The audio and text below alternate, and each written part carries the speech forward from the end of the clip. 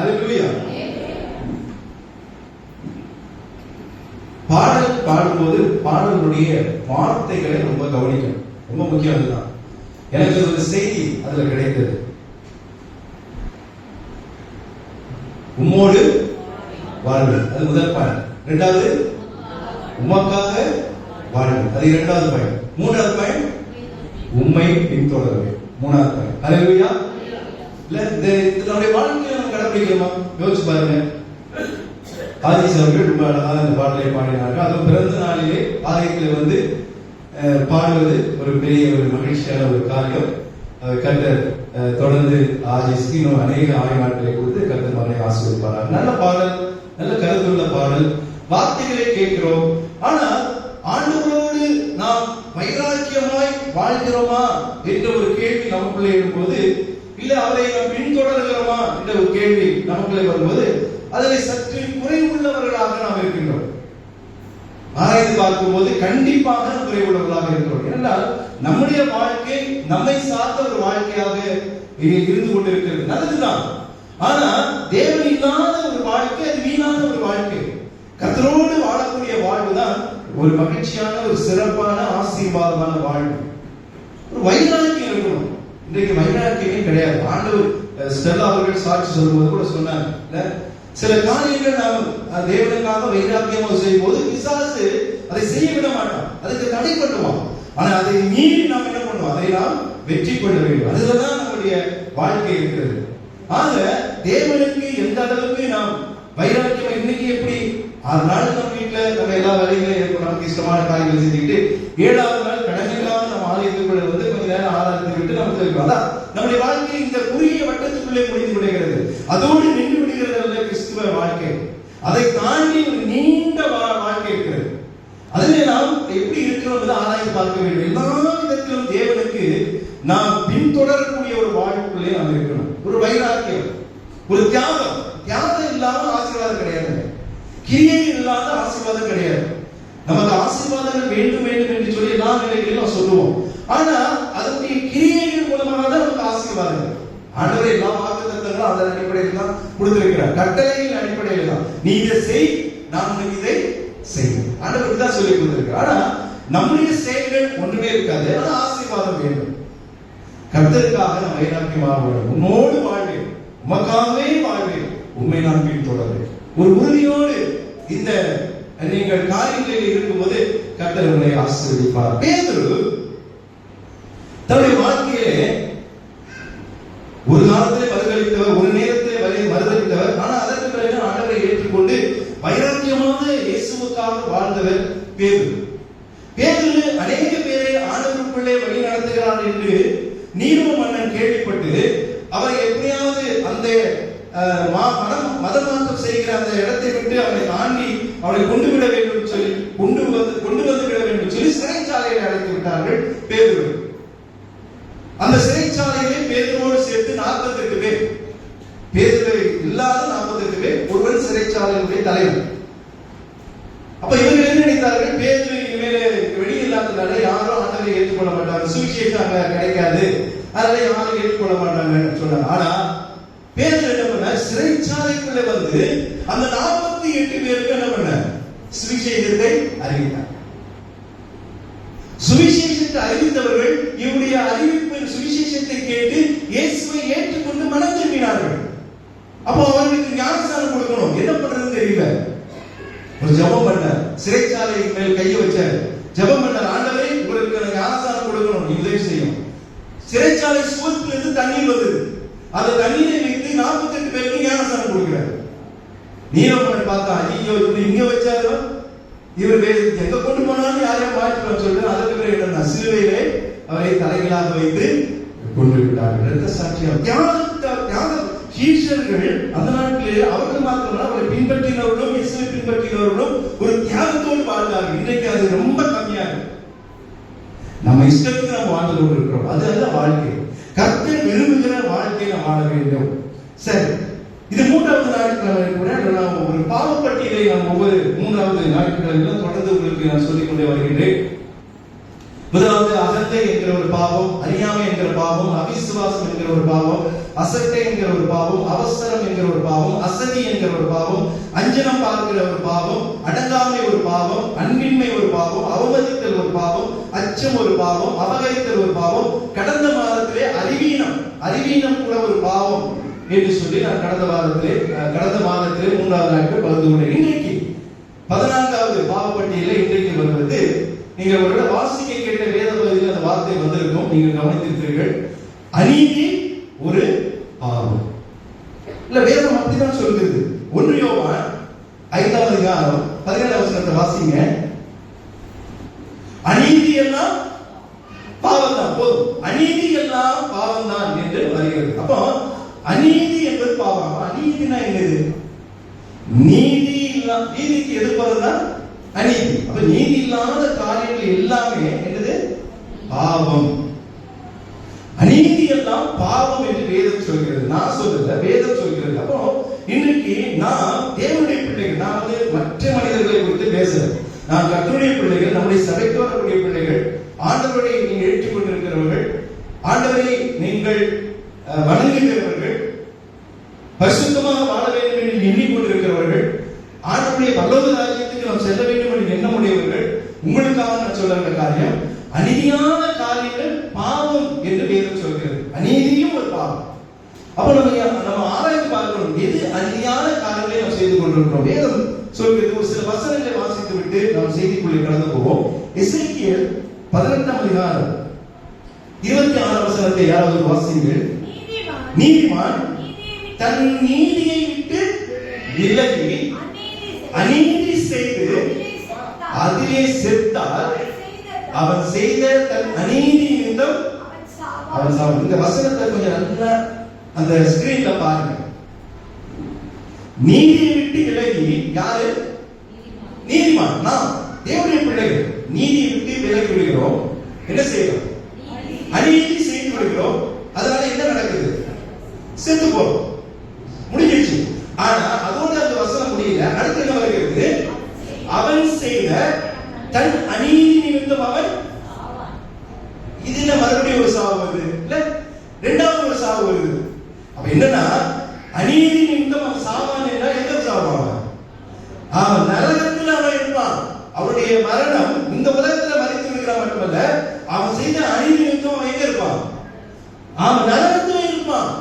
ஏன்னா நீதியை விட்டு, நீதிமான் நீதியை விட்டு விலகக்கூடாது. இன்னொரு வசனத்தை அப்படி வாசிப்போம்.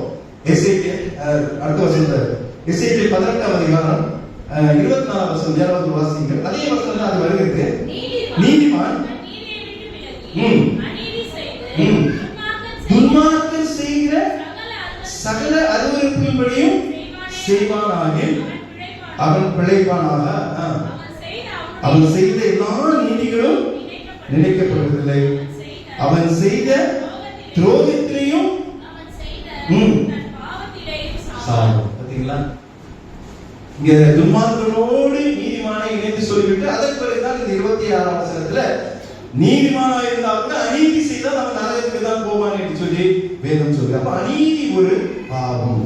யோபு 34ஆம் அதிகாரம் 10ஆம் வசனத்தை வாசிங்க. ஆகையால் புத்திமான்களே எனக்கு செவி கொள்ளுங்கள். அக்கிரமம் தேவனுக்கும் அநீதி சர்வ வல்லவருக்கும் தூரமாக இருப்பதாக இருக்கிறது. அப்ப நம்ம அநீதியை விட்டு வச்சுக்க கூடாது. நீதியான வாழ்க்கை தான் வாழணும். அநீதிய யாருக்கு பிடிக்காதது? தேவனுக்கு பிடிக்காது. அதனால அந்த யோகத்துல சொல்லும்போது சர்வ வல்லவருக்கு அது தூரமாக இருக்கட்டும், கிட்ட வச்சுக்காதீங்க. அக்கிரமம், அநீதி, அநியாயம் இதெல்லாம் கிட்டத்தட்ட அட்டூழியம் எல்லாமே கிட்டத்தட்ட ஒரே ஒரு வார்த்தைகள் தான். தமிழ்ல தான் நிறைய வார்த்தைகளை வெளிப்படுத்தும். அப்போ நீங்கள் அநீதி செய்கிறவர்களாகில் நீங்கள் எங்க போவீங்க? நரகத்துக்கு போவீர்கள். நான் சொல்லுத வேதம் சொல்கிறது. அப்ப அநீதியும் ஒரு பாவம். இன்னொரு வசனத்தை வாசிப்போம். 2 Corinthians 6ஆம் அதிகாரம் 14ஆம் வசனத்தை வாசிங்க. அந்நிய நுகத்திலே அவிசுவாசிகளுடன் பிணைக்கப்படாதிருப்பீர்களாக. நீதிக்கும் அநீதிக்கும் சம்பந்தம். நீங்க நல்லா புரிஞ்சுக்கொள்ளுங்க. நாம் நீதிமான்கள்.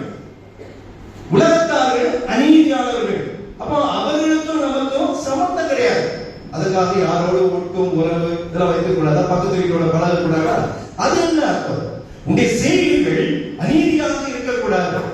அதுல அடுத்த வசனம், அடுத்த காரியம், ஒளிக்கும் இருளுக்கும் ஒளி வந்துடுச்சுன்னா இருள் ஓடிடும். ஆமா, அதுதான் நீங்கள் நீதிக்கும் அநீதிக்கும் ஒரு வித்தியாசத்தை வைத்துக் கொள்ள வேண்டும். ஆக அநீதி இந்த நாட்களில் ஒரு பாவம் என்று சொல்லி ஆண்டவர் நமக்கு கற்றுக் கொடுக்கிறார். சரி, எந்த காரியங்கள் அநீதியா நிறைய இருக்குது, எல்லாத்தையும் சொல்ல முடியாது. 3 காரியங்களை நான் உங்களுக்கு சொல்லி நான் கடந்து போகின்றேன். எது அநீதியாக இந்த உலகத்திலே காணப்படுகிறது என்று சொல்லி நாம் எதற்காக நாம் பிரயாசப்படுகிறோம் என்பதை குறித்து நான் பார்த்துவிட்டு நாம் கடந்து செல்வோம். முதல் காரியம், வாசிக்க கேட்க லூக்கா எழுதின சுவிசேஷம் 14ஆம் அதிகாரம் 11ஆம் வசனத்தை வாசிங்க. லூக்கா 16:11. அநீதியான உலக பொருள்களை பற்றி நீங்கள் உண்மையாய் இராவிட்டால் யார் உங்களை நம்பி உங்களிடத்தில் மெய்யான பொருளை ஒப்புவிப்பார்கள்? இங்கே அநீதியான ஒரு காரியத்தை குறித்து சொல்லப்படுகிறது. அநீதியான உலக பொருள். அப்ப உலக பொருளுக்காக நம்ம என்ன செய்யணும்? அநீதியான காரியங்களை செய்யணும். நம்முடைய வாழ்க்கையே நாம் நீதியை விட்டு அநீதி செய்கிறோம் என்றால் அது ஒரே காரணம் என்ன தெரியுமா? இந்த உலகத்துல நாம் மகிழ்ச்சியா சந்தோஷமா எல்லாம் கிடைச்சி நம்ம வாழணும். அப்படிதான் நம்ம வாழ்றோம். இந்த 16ஆம் அதிகாரத்துல ஒரு சம்பவம், ஒரு மேனேஜர், உக்ரானக்காரன் என்றால் ஒரு மேனேஜர், ஒரு எஜமானுக்கு கீழே இருக்கிற ஒரு எல்லா பொறுப்புகளும் அடங்கிய ஒரு பொறுப்பாளர். அப்ப அவரை குறித்ததான ஒரு கம்ப்ளைண்ட் வருகிறது எஜமானுக்கு. அவன் நிறைய தப்பு பண்றான் அப்படின்னு சொல்லுங்க. அங்க அந்த உக்ரானக்காரன் என்ன பண்றான்? அந்த தப்பை குறித்து யோசிக்கிறான். ஆனா நம்ம வேலையை விட்டு தூக்கிடுவாங்க, தெரிஞ்சு போச்சு. அவன் என்ன பண்ணிருக்கணும்? இனிமேல் அந்த எஜமான்கிட்ட போயிட்டு மன்னிச்சுக்கங்க, நான் தெரியாம செஞ்சுட்டேன், இனிமேல் அந்த தப்பை நான் செய்ய மாட்டேன், எனக்கு இந்த வேலையை விட்டு நீக்கிடாதீங்க, அதான் சொல்லணும். அவனுடைய யோசனை பாருங்க. அவன் என்ன சொல்ல யோசிக்கிறான்? என்ன வேலையை விட்டு நீக்கிடுவாங்க, அப்போ நான் வேலையை விட்டு போயிட்டேன்னா எனக்கு ஒரு சப்போர்ட் வேணும். அதற்காக என்ன பண்றான்? இங்க எஜமானகிட்ட கடன் வாங்கினவங்கிட்ட போறான். போயிட்டு என்ன பண்றான்? நீ எவ்வளவு வாங்கின? 10,000 வாங்கியா? 5,000 எழுதிக்கோ. ஏன்னா எஜமானுக்கு தெரியாது, எனக்கு தான் தெரியும். நீ 5,000 எழுதிக்கோ. நீ 1,00,000 வாங்கியா? நீ 50,000. அப்ப என்ன ஆகுது? அந்த கடன் வாங்கினவன் இந்த மேனேஜரை ரொம்ப சந்தோஷமா ஏற்றுக்கொள்ளும். ஏன் 50,000 என்ன பண்றாரு? குறைச்சிட்டாரு, கம்மி பண்ணிட்டாரு. அப்ப நாளைக்கு என்ன வேலையை விட்டு எஜமான நீக்கும் போது எனக்கு யாருடைய சப்போர்ட் கிடைக்கிறது? இந்த நான் ஹெல்ப் பண்ண எல்லாருடைய சப்போர்ட் கிடைக்குது என்று சொல்லி அதை சொல்லிட்டு என்ன சொல்றாரு? 8ஆம் வசனத்தை வாசிங்க. அநீதி உள்ள உக்ரானக்காரன் புத்தியாய் செய்தான் என்று எஜமானுக்கு தெரியாது. இவன் என்ன அநீதியா பண்ணாங்கன்னு அவனுக்கு தெரியாது. அவன் நினைச்சுட்டான், சூப்பரா கொண்டு வந்து எல்லாத்தையும் ஒப்படைச்சிட்டான் அப்படின்னு அவன் நினைக்கிறான். ஆனா செஞ்சது பெரிய தப்பு. அநீதியாய் செய்தான். ஆனா இவ்விதமாய் ஒளியின் பிள்ளைகளை பார்க்கிலும் இப்பிரபஞ்சத்தின் பிள்ளைகள் தங்கள் சந்ததியில் அதிக நம்ம சில நேரத்தில் சொல்றோம்ல, நம்ம ஆண்டவருக்கு போறோம், ஆண்டவர் பண்ணுறோம், நம்ம காட்டினோம் இதையோ வணங்கிட்டு இருக்கிறாங்க. அவங்களுக்கு புத்தி ஜாஸ்தியா இருக்கு. இந்த ஒளியின் பிள்ளைகளை பார்க்கிலும் பிரபஞ்சத்தின் பிள்ளைகள் தங்கள் சந்ததியில் அதிக புத்திமான்களாக இருக்கிறோம் சொல்லிட்டு லாசர் சொல்றாரு, அநீதியான உலக பொருளா? அநீதியான உலக பொருள். இன்றைக்கு நம்முடைய பிரயாசங்கள் எல்லாம் நீதியை விட்டு அநீதிக்குள்ளே செல்வது என்றால் அதுக்கு காரணம் என்ன தெரியுமா? நாம நல்லா ஆண்டவருடைய நல்லா வைப்பாருங்க. ஆண்டவருடைய ஆலயத்தில் வந்திருக்கீங்க, ஆண்டவரை ஏற்றுக்கொண்டிருக்கீங்க, வேதத்தை வாசிக்கிறீங்க, ஜெபம் பண்ணீங்க, அவருடைய பிள்ளைகளாய் நம்மை வைத்திருக்கிறார். அவர்களை விட்டுவாரா? எல்லாம் நடக்கும், எல்லாம் நடக்கும், எல்லா பிரச்சனையும் வரும். அவங்களுக்கு காட்டில் நமக்கு அதிகமாவே எல்லாம் நடக்கும். ஆனா கர்த்தர் உங்களை ஒருபோதும் கைவிட மாட்டார். ஹல்லேலூயா. ஆனா நாம என்ன பண்றோம்? உலக பொருளுக்காக கடவுளை, ஆண்டவரை, தேவனை, இயேசுவை விட்டுறோம். அப்பப்போ விட்டுறோம், தேவைப்படும்போது நினைச்சுக்கிறோம். உலக பொருள் அவசியம், ஆனா உலக பொருள் மட்டும் அவசியம். இந்த உலக பொருள் எல்லாமே அடைக்குது. வீடு, பணம், புகழ், காரு, என்ன எல்லாமே அடைக்குது. உலகத்தின் ஆசீர்வாதம் எல்லாமே அடைக்குது. இதற்காகத்தான் நம்ம அநீதியான காரியங்களை செய்கிறோம். லஞ்சம் வாங்குறோம், ஏன் பொய் சொல்றோம், ஏன் திருடுறோம், ஏன் ஒருத்தர் சகோதரர் பகைக்கிறோம். எல்லாம் அநீதியான உலக பொருளுக்காக தான். இதெல்லாம் தான் நடக்குது. இந்த அநீதியான காரியங்கள் அனைத்தும் பாவம் என்று சொல்லி ஆண்டவர் ஒரு எச்சரிக்கிறார். அதற்கு ஒரு உதாரணம் கேயாஸ். கேயாஸுடைய வாழ்க்கையில அந்த படத்தை போட்டிருக்கிறேன். உங்களுக்கு தெரியும் அந்த கதை. நார்மல் அவனுக்கு என்ன இருந்துச்சு? குஷ்டரோகம் இருந்தது. இப்போ நான் சின்ன சின்ன ஷார்ட்டா சொல்லிடுறேன், வசனம்லாம் வச்சு நேரம் இல்லை இருக்கு. அவங்க வேட்டை சின்ன வேலைக்காரி சொல்றாங்க, ஐயா எஜமானுக்கு இருக்குது, எங்க எதிரே எலிசான்னு ஒரு பெரிய தீர்க்கதரிசி இருக்காரு, நீங்க அவரை போய் பாத்தீங்கன்னா என்ன நடக்கும்? குஷ்டரோகம் போயிடும். ஏன்னா அவர் அற்புதம் செய்யறாரு. அப்ப போறாங்க. போனோடனே அவரு என்ன சொல்றாரு, நீ யோகாரத்துல போய் ஸ்நானம் பண்ணுன்னு சொல்லிட்டாரு. இவருக்கு அது கடினமா இருக்கு. இவர் என்ன நினைச்சாதான் போனா என் மேல கையை வைப்பாரு, கையை வச்சு ஏதோ தண்ணி தெளிச்சு சோமான்னு சொல்லுவாரு. இவர் என்னடா போய் நான் தான் யோகாரத்துல ஏற்கனவே குடிச்சிருக்கேன், அவனுக்கு என்ன பாருங்க.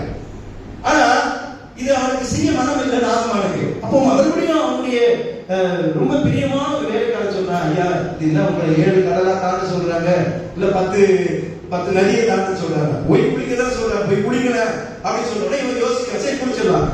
போய் குளிக்கிறான். அது என்ன ஆச்சரியம்னா, இவ்வளவு காலம் இருந்த அவனுடைய குஷ்டரோகம் எத்தனையோ ஒரு யோகாவை குளித்த இந்த நாகமானுக்கு குணமாகாத அந்த குஷ்டரோகம் எலிசா சொல்லி அங்க போய் குளிச்ச பிறகு என்ன ஆயிடுச்சு? சுத்தமா போயிடுச்சு. போய் காணும் எப்படி இருக்கு யோசிச்சு பாருங்க. அவருக்கு ரொம்ப சந்தோஷம்.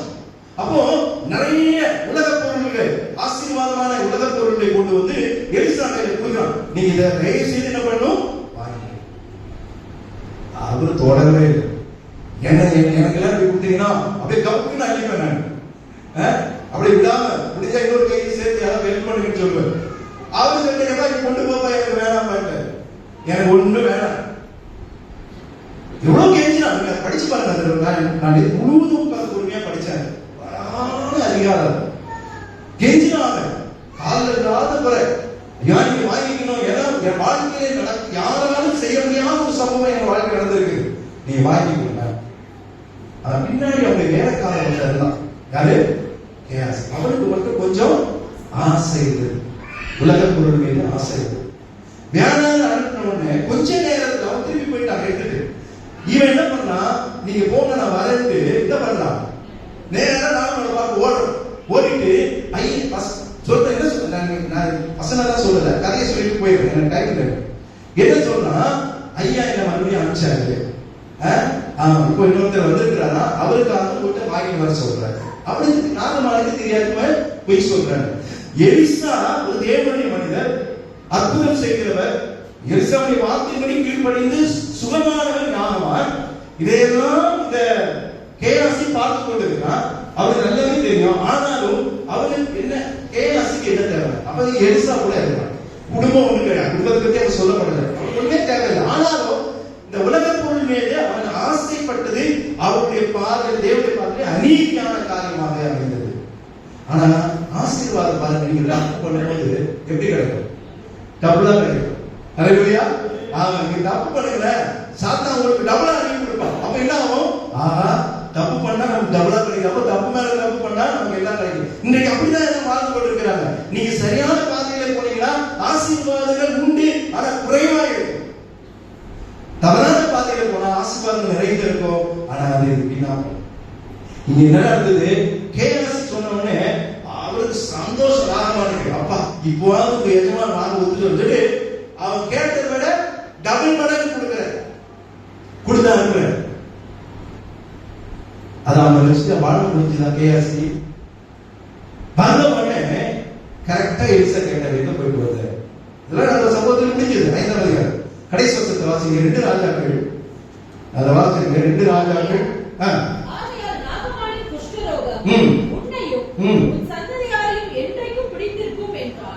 உடனே அவன் உறைந்த மழை நிறமாக குஷ்டரோகியாகி அவன் சமூகத்தை விட்டு புறப்பட்டு போனான். எவ்வளவு கொடுமை பாருங்களா. யோர்தான் நதியிலே கரைக்கப்பட்ட நாகமானுடைய குஷ்டம் அப்படியே காத்துல பறந்து வந்து யார் மேல பத்திச்சு? கேயாசி மேல பத்திச்சு. எவ்வளவு கொடுமை பாத்தீங்களா. ஏன்னா சும்மா குஷ்டரோகம் சொல்லல, அவரு என்ன சொன்னாரு? நாகமானுடைய குஷ்டரோகம் உன்னை அவ்வளவு. எவ்வளவு பெரிய சாபம் பாருங்க. என்ன பெரிய ஆசீர்வாதம், பெரிய தவறு செஞ்சா உலக பொருள் மீது அவன் ஆசை, அவன் அநீதியான செயல் அவனுடைய வாழ்க்கையில எலிசாவுக்கு பின்னாடி, இப்ப எலியாவுக்கு பின்னாடி எலிசா எப்படி ஒரு பெரிய ஒரு தீர்க்கதரிசியா வந்தா, அப்போ எலிசாவுக்கு பின்னாடி கேயாஸ் ஒரு பெரிய தீர்க்கதரிசியா வந்திருக்கணும். ஆனா இன்னைக்கு என்ன ஆச்சு ஒரு நிலைமை? குஷ்டரோகம் பிடித்து. அவங்க மட்டும் இல்ல, சந்ததிகள். ரொம்ப ஜாக்கிரதையாக இருங்க.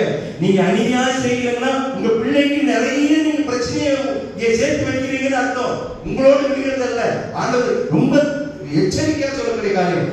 உங்க தவறு உங்களோட முடிந்து விட்டா பிரச்சனை இல்லை, உங்க பிள்ளைகளை துடிக்கும். ரொம்ப ஜாக்கிரதையா. நான் இவ்வளவு கடினமான வார்த்தைகளை இருக்கலாம், ஆனா ரொம்ப ஜாக்கிரதையா இருக்கும். அப்போ முதலாவது உலக அநீதியான உலக பொருளை குறித்து நாம் ரொம்ப ஜாக்கிரதையாக இருக்கும். ஏன்னா அதுலதான் நம்முடைய அநீதிகள் அதிகமாக வருகிறது. சரி, இரண்டாவது ஒரு அநீதியான ஒரு காரியம், ரொம்ப ஜாக்கிரதை. இது எல்லாருக்கும் இருக்கக்கூடிய காரியம் என்ன தெரியுமா? நாவு. அநீதியான நாவு என்று பேச்சு. யாக்கோபு 3ஆம் அதிகாரம் 6ஆம் வசனத்தை வாசிங்க. யாக்கோபு 3ஆம் அதிகாரம். நாவும் நெருப்பு தான். அநீதி நிறைந்த உலகம். அது ஒரு தனி உலகம். எது? இந்த உலகம் இல்ல, நாவும் ஒரு உலகத்துல சொல்றாரு. அது எப்படி உலகமா? அநீதி நிறைந்த உலகம். ரொம்ப ஜாக்கிரதையாக இருங்க. இந்த நாக்காலதான் பிரச்சனை. எத்தனை குடும்பங்கள், எத்தனை சாம்ராஜ்யங்கள், எத்தனை தனிப்பட்ட நபர்கள் மடிந்து சரிந்து உடைந்து போனதெல்லாம் என்னால தெரியுமா? ரொம்ப ஜாக்கிரதையாக. அதாவது நாவு எது மாதிரி? நெருப்பு மாதிரி. நெருப்பு விரும்புவீங்களா? நெருப்பு விரும்புவோம், சமைக்க விரும்புவோம். சாதாரண நம்ம அடிச்சதுன்னா ஓட மாட்டோம், இருப்பீங்களா நீங்க? அது மாதிரிதான் அது. அந்த நாவால நிறைய பிரச்சனை இருக்கு. அதான் அநீதியான ஒரு நாவு. நாவும் நெருப்பு தான், அது அநீதி நிறைந்த உலகம். வேதம் சொல்கிறது. அதே 3ஆம் 8ஆம் வசனத்தில் நாவை அடக்க சொல்லிட்டு அதே சொல்ற. ரொம்ப கஷ்டங்கிற. நீங்க 3 குரங்கு பொம்மை பார்த்துருக்கீங்களா? எத்தனை பேர் பார்த்துருக்கீங்க? ஒரு குரங்கு என்ன பண்ணும்? இதை உடச்சு விடுங்களேன், கண்ணை மூடும். கண்ணை எப்படி மூடும்? சைகை, எல்லாமே சைகை காட்டுங்களேன். இப்படி மூடும். ஓகே. அப்புறம் இன்னொன்னு என்ன பண்ணும்? காதல் மூடும். ரெண்டாவது இருப்பாங்க காதல். காதை என்ன பண்ணும்?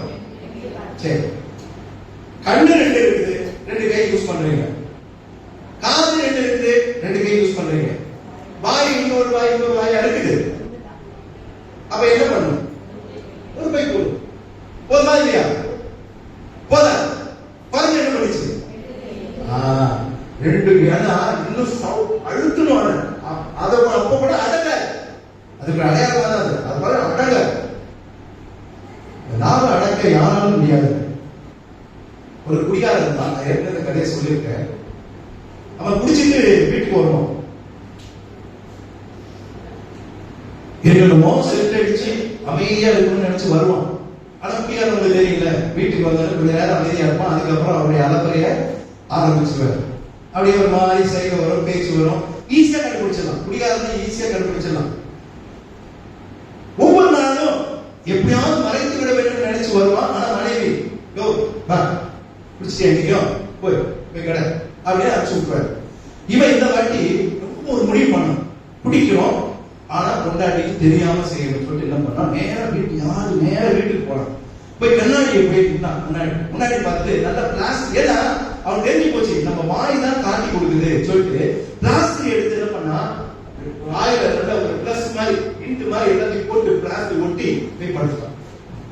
அடுத்த நாள் எழுதிச்சான், கொண்டாடி கூப்பிட்டாங்க. பதியா மனைவி பூசு சொல்றான், பதியா நேற்று நான் குடிக்காம வந்தேன். எல்லாம் தெரியும், ஏதுதானே குடிச்சிட்டு வந்தேன். இவனுக்கு ஆச்சரியம், எப்படி கண்டுபிடிச்ச? நான் வாய் சொல்லிச்சேன்.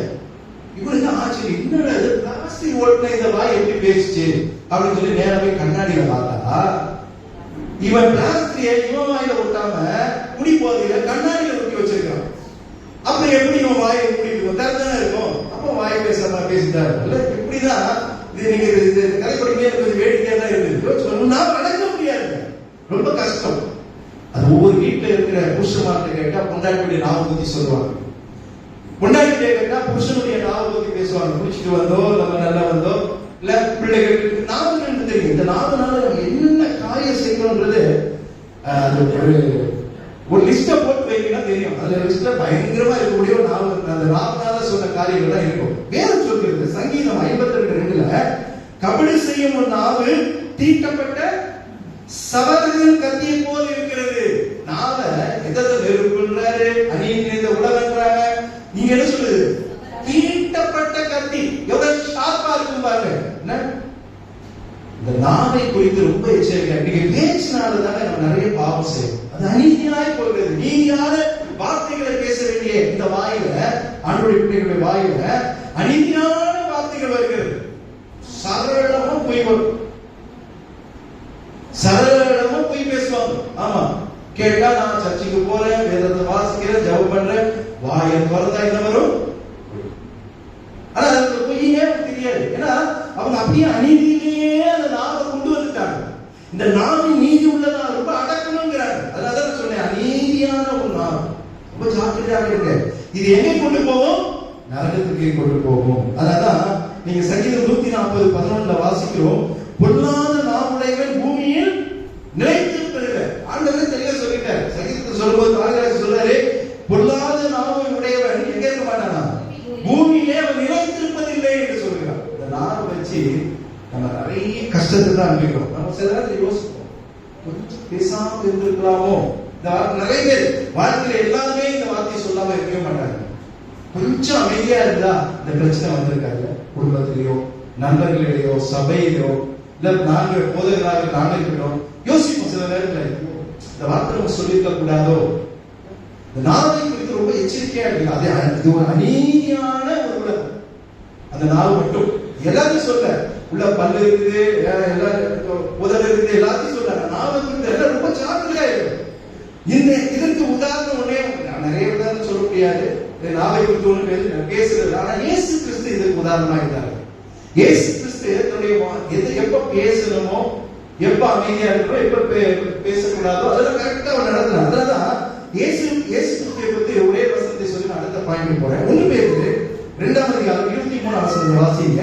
அவர் எப்படி இருந்தாருங்கிறது அந்த நாவை குறித்ததான ஒரு உதாரணத்துக்கு இயேசு கிறிஸ்துவை சொல்லும்போது 1 பேதுரு 2:23 வாசிங்க. அவர் ஐயப்படும் போது பதில் வையாமலும், பாடுபடும் போது பயமுறுத்தாமலும், தம்மை நியாயமாய் தீர்ப்பு செய்கிறவருக்கு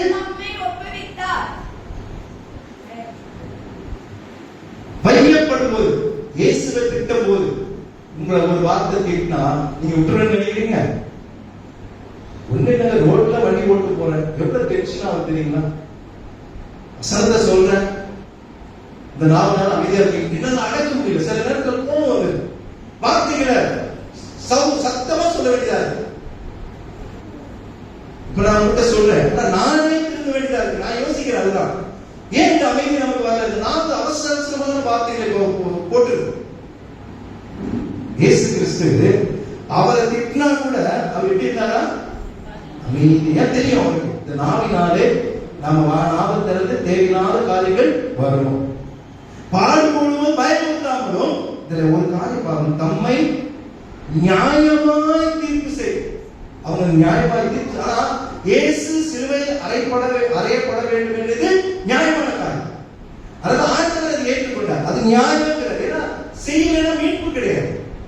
அப்போ இயேசு கிறிஸ்து நமக்கு உதாரணம். இந்த நாவை அடக்கணும்னா ஒரு கோபம் வருது, வார்த்தைகள் சொல்ல வேண்டிய ஒரு அநீதியான வார்த்தை நம்முடைய வாயில வருதுன்னா டக்குனு இயேசு நினைக்கும். அப்படியே அப்படியே சிலுவையில் அப்படியே நிற்கிறாரு. அப்படியே அதை நினைச்சு பாருங்க, வாயில அந்த வார்த்தை அப்படியே உள்ள. இந்த நிறைய பாவத்துக்கு காரணம் ஒரு நாவை. இந்த நாவை குறித்து நீங்க மிகுந்த ஜாக்கிரதையாக இருக்க வேண்டும். ஆகவே சங்கீதம் 141:3 வாசிக்கிற கர்த்தாவே, தாவீது சொல்றார், என் வாய்க்கு காவலையும். தாவீதுக்கு நல்லா தெரியும் எதை ஆண்டவரை கேட்கணும். என்ன சொல்றாரு? என் வாய்க்கு காவலையும் கூட்டு போடுங்கன்றாரு.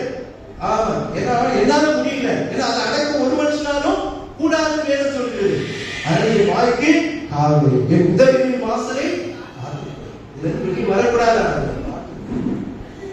ஆண்டவருடைய பிள்ளை, அது கல்வாரியுடைய பிள்ளைகள், நீங்க வார்த்தைகளை பகிர்ந்து கொள்ளும் போது ரொம்ப கவனமா நீதியான வார்த்தைகளை பேச பழகிக்கொள்ளும். அநீதி உங்களுக்குள்ள இருக்கிறது. சரி, கடைசியாக ஒரு காரியத்தை சொல்லி நான் முடிக்கிறேன். 3வது, அநீதியான வஞ்சகம். இன்னைக்கு என்னுடைய வஞ்சகத்தினால நாம் நிறைய அநீதியான காரியங்களை செய்யறோம். செய்ய வேண்டியவர்களுக்கு செய்யாம, கொடுக்க வேண்டியவர்களுக்கு கொடுக்காம, ஏமாற்றி பிழைத்து இல்ல வஞ்சனம் செய்வது நம்ம ஆணுடைய பிள்ளைகளுக்கு அது அதிகமாகவே இருக்கு. நன்மை செய்கிறவருக்கு நன்மை செய்யறதா பரவாயில்ல, நம்ம என்ன செய்யறோம்? தீமை செய்து கொண்டிருக்கிறோம். ஒரே ஒரு உதாரணம், 2 உதாரணம் எடுப்பதில் நேரம் இல்லை. யூதாஸ் எடுத்துக்கொள்ளும். யூதாஸ் இந்த போட்டோ உங்களுக்கு தெரியும். ஒரு பெரிய துரோகி. யாரு? யூதாஸ். என்ன பண்ணான்? இயேசு கிறிஸ்துவை முத்தத்தினாலே காட்டிக் கொடுத்தார். எவ்வளவு பெரிய மஞ்சள் யோசிச்சு பாருங்க. 3 வருஷங்கள் இயேசு சாப்பிட்ட அந்த தட்டிலே சாப்பிட்டு, இயேசுடைய அற்புதங்கள் எல்லாம் பார்த்து, இயேசுவாலே ஒரு சீஷன் என்ற ஒரு அருமையான பெருமைக்குரிய ஒரு பதவியை பெற்று, ஆனால் உலக பொருள் மேல் அவன் ஆசைப்பட்டு, அநீதியான உலக பொருள் மேல் ஆசை வைத்து அவன் பெரிய வஞ்சகம் ஒன்று அவன் செய்தான். இயேசுவை காட்டி எவ்வளவு பெரிய துரோகம், எவ்வளவு பெரிய துரோகம். இன்னைக்கு நாம துரோகம் செய்யறோமா? நாம் யாரையாவது வஞ்சிக்கிறோமா? கணவன் மனைவியை வஞ்சித்துக் கொண்டிருக்கிறார்கள், மனைவி கணவனை வஞ்சித்துக் கொண்டிருக்கிறார்கள், பெற்றோர் பிள்ளைகளை வஞ்சித்துக் கொண்டிருக்கிறார்கள், பிள்ளைகள் பெற்றோரை வஞ்சித்துக் கொண்டிருக்கிறார்கள், சபையார் சபையை வஞ்சித்துக் கொண்டிருக்கிறார்கள். வஞ்சகம், நீதியான ஒரு வஞ்சகம். யோசிச்சு பாருங்க, என்ன ஒரு பெரிய துரோகம் நம்ம செய்யறோம், என்ன பெரிய ஒரு வஞ்சகம் வைத்துக் கொண்டிருக்கிறோம். காட்டி கொடுக்கிறது எவ்வளவு பெரிய துரோகம். யூதாஸ் செய்தார். மற்ற சீஷர்கள் எல்லாம் இரத்த சாட்சியாய் மரித்து தேவனாலே நற்சாட்சி பெற்றார்கள். ஆனா யூதாசுடைய முடிவு என்ன நடந்தது? அவன் நான்கு கொண்டு செத்தான். எவ்வளவு கொடுமை பாருங்க.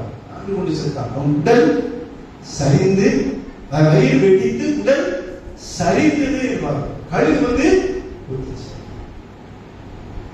வஞ்சம் பண்ண, துரோகம் பண்ண, அநீதியான காரியத்தை செய்வான். 30 வெள்ளி காசு அந்த காசு கூட அவனுக்கு பயன்படும். தூக்கி என்ன பண்ணான்? நேரா அவன் கொண்டு போய் தேவாலயத்தில் எரிந்து விட்டு வந்து 4 விட்டு செத்தாங்க. கர்த்தருடைய அருமையான தேவனுடைய பிள்ளைகளே, அநீதி ஒரு பாவம், அநீதி ஒரு பெரிய பாவம். நீதி இல்லாத காரியங்கள் எல்லாமே அநீதிதான். நீ யோசி, வேதத்தை வாசி, வேதத்தில் நிறைய நீதியான காரியங்கள் சொல்லப்பட்டிருக்கு, அதை கடைபிடி. அப்ப 3 காரியம்: அநீதியான உலகப் பொருள், அநீதியான உன் நாவு, அநீதியான உன் வஞ்சகம். இந்த காரியங்களிலே நீங்க ரொம்ப ஜாக்கிரதை உள்ளவர்களாக இருக்க வேண்டும். அது அநீதி ஒரு பாவம். 14 பாவங்களை பார்த்திருக்கிறோம். அகந்தையை ஆரம்பித்து இன்றைக்கு 14வது பாவமாக அநீதியில் வந்து இருக்கிறோம். எல்லாம் நீங்கள் யோசித்து பாருங்கள். எந்தெந்த பாவங்களிலே நான் வந்து கொள்கிறேன். நீங்க பாவ லிஸ்ட் வருவது பெருமை, இது கொலை, கொள்ளை, கற்பழிப்பு, திருடு, இப்படிதான் பாவமா யோசிச்சு வச்சிருக்கிறோம். ஆனா சின்ன சின்ன நமக்கு தெரியாம நிறைய பாவங்களை நாம் செய்து கொண்டிருக்கிறோம். அதை உலக பொருளை குறித்து ஜாக்கிரதையாக இருங்கள். உங்களுடைய நாவை குறித்து ஜாக்கிரதையாக இருங்கள். நீங்கள் வஞ்சகமான செயல்களில் ஈடுபடுகிறீர்களா என்று, துரோகம் செய்கிறீர்களா என்று யோசிச்சு பாருங்கள். இந்த நாளில் அநீதி ஒரு பாவம் என்று ஆண்டவர் உணர்த்திருக்கிறார். இந்த பாவத்தை விட்டு விலகி தேவனோடு வாழ்வோம், தேவனுக்காக வாழ்வோம், தேவனை பின்தொடர்வோம். கர்த்தர் பெரிய காரியங்களை நமக்கு செய்வார்.